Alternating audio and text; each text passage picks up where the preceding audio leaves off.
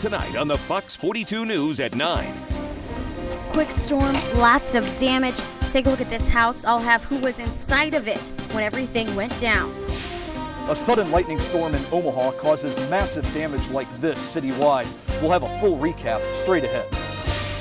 And the strong winds knock over this fireworks stand. Fireworks all over the ground. Said a big center beam came down, caught me in the back of the head and shoulder, knocked me to the ground. See what this means for one nonprofit in Omaha coming up. From Omaha's only hour of primetime news, this is the Fox 42 News at 9. Thought it was just a branch, but I didn't know half of the tree was on my house. A massive storm moves through the metro, and there could be more on the way. Good evening. I'm Monty Torres. And I'm Ashley Ritchie. Thank you for joining us. People all over the metro are cleaning up the damage tonight, and thousands are still without power. Fox 42 is right there with you from West Omaha to Benson and down in the south, bringing you the stories that matter most. 70-mile-an-hour winds and driving rain. That's what caused all the destruction. We have Fox 42 Summer Squall 2013 team coverage of how the storm really hit people right here in Omaha. Fox 42's Maureen Wirtz starts us off. She's got the story of a 12-year-old girl who was home alone when the storm sent a tree crashing on top of her house. It's just a small branch of a tree that fell on top of this house this morning, and one little girl was sleeping inside when it all went down. It looks like a big mess is what it looks like. Forest or like a jungle. If Marilyn Thompson wants to get to her front door, she may have to do a bit of climbing. Thought it was just a branch, but I didn't know half of the tree was on my house. Around 10 o'clock this morning, this tree split in half. One part landed on her neighbor's house, the other right here. Right there. Where 12-year-old Janice was sleeping. I thought it was thunder and lightning. Janice was sleeping in her room here when she says she thought she heard thunder. But when stuff started falling off of her desk and her ceiling started to cave in, she jumped out of bed, ran downstairs and into this room, which she calls her safe spot. I was sitting there on the phone talking to my mom, crying and just really scared. The tree took over the front yard and took out this part of the roof. I wasn't worried about the house. I was just thankful when I found out Janice was fine. And my grandma said, well, it's just a house. We can always fix it, but thank God that I'm alive. What a story. What a story. A story with a messy but happy ending. As you can see by looking at all these branches around me, there is still a lot of work to be done. Marilyn tells me it might even be a day before all of this is cleared out, and then they can finally look at the house and see the extent of the damage. But she says either way, she's still planning on living here. Reporting near 74th and Burt, Maureen Wirtz, Fox 42 News. And when Janice heard the tree hit her window, she grabbed 3 things: a flashlight, a pillow, and a phone. She said she's practiced that at home, and her grandma says she's grateful that her little girl was prepared for when the storm hit. Several people on the northeast side of town are also happy to be alive tonight. In Benson, around 60th and Maple, a tree crashed into a daycare van there. By the time the storm was over, dozens of trees were down, cars were crushed, and plenty of nerves were rattled. Fox 42's Paul Gutierrez shows us the destruction and how neighbors are cleaning up tonight. That's the grass. Wow. This daycare van was no match for an early morning storm. The driver barely escaping with her life. The daycare lady was just actually exiting the van going into the daycare when the tree fell on the van. Heather Adams lives right by the daycare. The lightning and wind caught her off guard. It definitely took by surprise. There was no warnings via the phone or anything saying that we were having strong winds going through. The rain ended by early afternoon, but cleanup is just beginning. Across Omaha, communities are now coming together, doing everything they can to pitch in. If we work as neighbors, it shouldn't take us too long. It took us about 5 minutes to get a huge branch that was over here down. To give you an idea of just how powerful this storm really was, take a look at this. These are actually trees blocking off an entire street, and this isn't the only damage that was done. Branches also blocked the entrance to Cheryl Rissy's driveway. Very surprised because, there was no sirens that went off. It was more like a tornado than a windstorm. Damage that will take more than just a few hours to clean up. Paul Gutierrez, Fox 42 News. And neighbors say they hope the city looks into trimming or taking down some of Omaha's older trees. They believe future storms will not be as dangerous and the damage not as bad if that happens. Although our area has returned to calm, more thunderstorms could move into the Omaha metro overnight. Chief Meteorologist Kevin Raymer joins us now. So, Kev, what should we expect? Well, Ashley, we do have a slight chance of some severe thunderstorms moving into the area overnight. But again, let me emphasize slight. We don't have the daytime heating we had earlier today when those storms moved through the Omaha area. We are looking at the Omaha Metro radar currently, and you can see a clean sweep here, just a little bit of ground clutter near the radar site. We'll zoom out to the regional picture, satellite and radar, and you can see some big thunderstorms firing up over south central sections of Kansas and over into western Nebraska.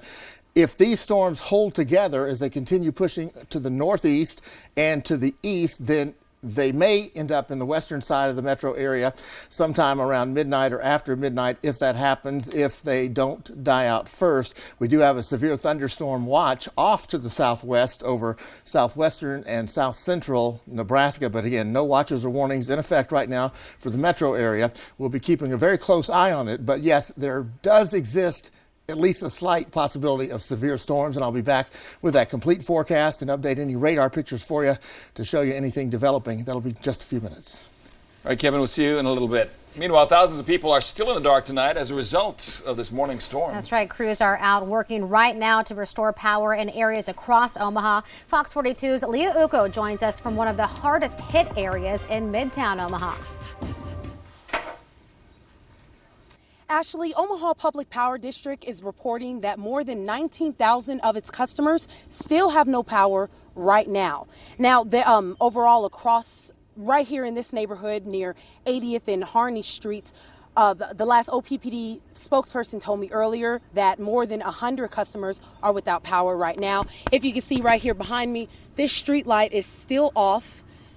And this home right here to my left has no front porch lights on. It has no lights inside on. Now, I'm not sure if anybody is home or not, but we passed a couple of homes today that did look like the power might have been off, but I'm not sure if they're just not home at this moment right now. Now, although more than 19,000 customers are still without power, that is a lot of progress from what it was earlier today, which was around 52,000 customers without power. This morning's storm knocked down trees and power lines. More than 6,000 people in Council Bluffs also lost power. OPPD sent 53 crews to areas across Omaha to restore power. They also had to call in crews from more than four cities in rural areas to help out. OPPD tells me they estimate that crews should be able to restore everyone's power by midnight on Wednesday. Reporting from 80th and Harney Streets, Leah Uko, Fox 42 News. All right, Leah, and you'll keep us updated, I'm assuming.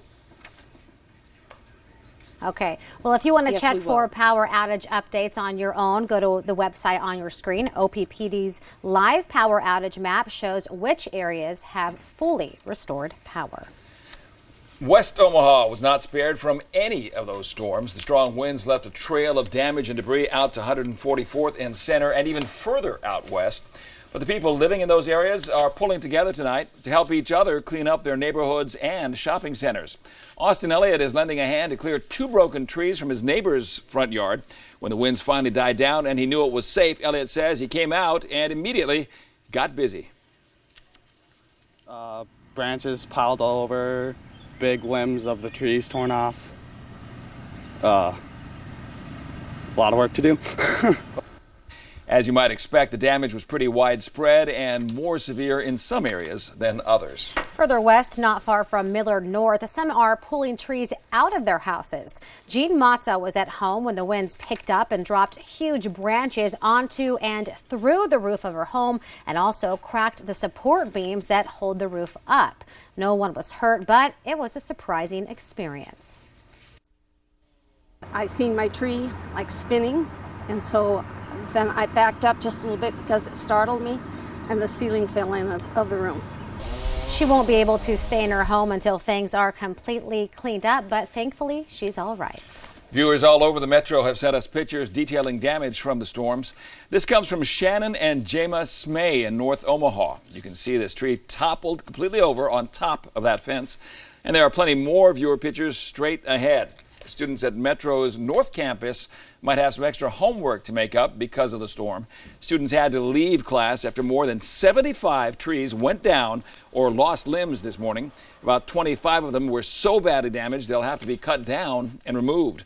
Tree experts worked all day to get things cleaned up. Even the campus flagpole was bent, despite being rated to withstand up to 120 mile-per-hour winds. The crew said it'll take about 2 weeks to completely clean up the school campus. The storm also damaged several cars. One was even an OPPD truck. The crew was in North Omaha cleaning up the area when a large tree crushed the city vehicle. 3 cars were also smashed in the storm, all by the same tree near 16th and Dorcas. The weight of the tree crushed the cab of this Durango, shattered the sunroof of the Honda, and knocked out the majority of the windows on this Ford. You can see the roots of the tree even pulled up part of the sidewalk. Just a few blocks from there near 15th and Vinton, another large tree came crashing down, just missing this car, and that's good news for the owner because they're selling it. Now, the straight line winds also took their toll on a fireworks stand in northwest Omaha near 90th and Fort. The stand's owner says he lost about $5,000 in damage, but that's not really what's most important tonight. He was inside the small structure when the winds hit. Fox 42's Kurt Casper continues our Summer Squall 2013 team coverage and joins us live in northwest Omaha. So, Kurt, I imagine that guy was pretty scared when that happened. Yeah, the tent fell right on top of him, hitting him in the head and the shoulder. Now, luckily, though, he only walked away with a headache. Now, walk with me for just a second. Crews have been cleaning up the tent all day long after the wind and rainstorm came through and wiped it clean. There are fireworks everywhere, and I kind of want to give you an idea of just how strong those winds are. This pole was bent into an L shape. It's a big mess and a headache to clean up. I'm happy to be alive. Kelly Keegan was inside of this fireworks stand when it came crashing down. Before I could get out, a big center beam came down, caught me in the back of the head and shoulder, and knocked me to the ground. It all started when heavy rain and strong winds ripped through the area, knocking down the tent and sending fireworks everywhere. This tent clearly had some structural issues. And the winds were so strong during the storm that they even knocked over this porta potty. It's a mess. AK Fireworks was ready to start the fireworks season, but not anymore. Clearly a major setback. It's nothing we can't take care of. All the cash made from these fireworks were going to benefit a homeless shelter called the Stevens Center. This damage puts everything in a hole. But we'll get there. The people of Omaha will help us out. As for the back of Kelly's head, don't have time to not be okay. We got a lot of product we got to try and salvage. And this is just a small sample of the fireworks that were damaged during the storm. Now, crews will continue to clean up the tent the rest of the day. They'll bring a new tent in right where the old one was at, and hopefully we'll be back up in business on Wednesday. Ashley? Will the Stevens Center be able to sell fireworks in the meantime before they get everything cleaned up? Unfortunately, no. They'll actually have to miss the entire first day while they put the new tent up. But they hope that people in Omaha will come out and support them and try to make up the lost damages that they've had.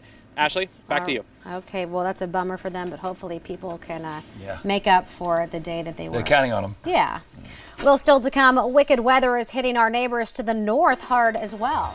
Thousands are still homeless after devastating floods ripped houses off their foundations and flooded businesses. Plus, the George Zimmerman trial began today. See why the opening arguments included vulgar language and jokes. But first, we'll show you more of the damage from across the metro as seen through the eyes of viewers like you.